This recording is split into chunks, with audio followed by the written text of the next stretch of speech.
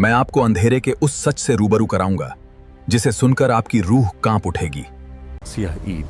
पुराने गांव का साया रामपुर से मीलों दूर पहाड़ों के बीच छुपा एक ऐसा गांव था जहां वक्त जैसे रुक गया था। इस गांव का नाम था काला कुआं। इस गांव का एक खौफनाक रिवाज था।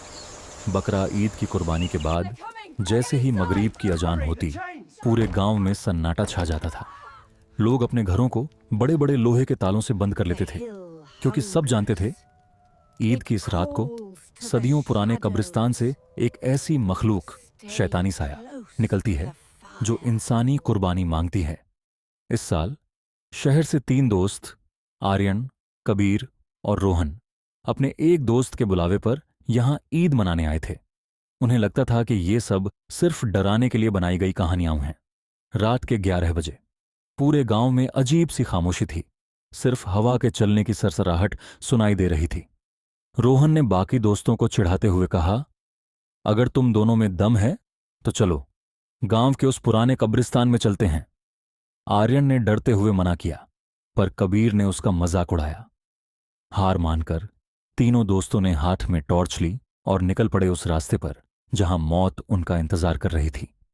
जैसे ही उन्होंने कब्रिस्तान के टूटे हुए दरवाजे को पार किया, उन्हें एक अजीब सी बदबू आई, जैसे कोई सदियों पुरानी चीज सड़ रही हो। और फिर सन्नाटे को चीरते हुए एक आहट आई। मैं वह किसी बकरे की आवाज थी, पर उसमें एक दर्द था, एक ऐसी चीख जो किसी इंसान की लग रही थी। अचानक रोहन की चीख गूंजी। एक काले लंबे साए ने उसे अंधेरे में खींच लिया था। कबीर और आर्यन डर के मारे कांपने लगे। उन्होंने अपनी टॉर्च घुमाई तो देखा, वह कोई जानवर नहीं था।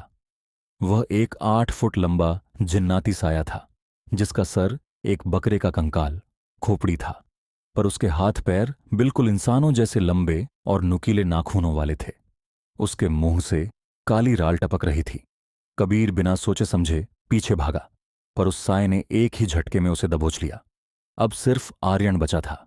वह गांव की गलियों की तरफ भागा, पर गांव की जो गलियां सुबह बिल्कुल सीधी थीं, वह अब एक मौत की भूल भुलैया बन चुकी थीं।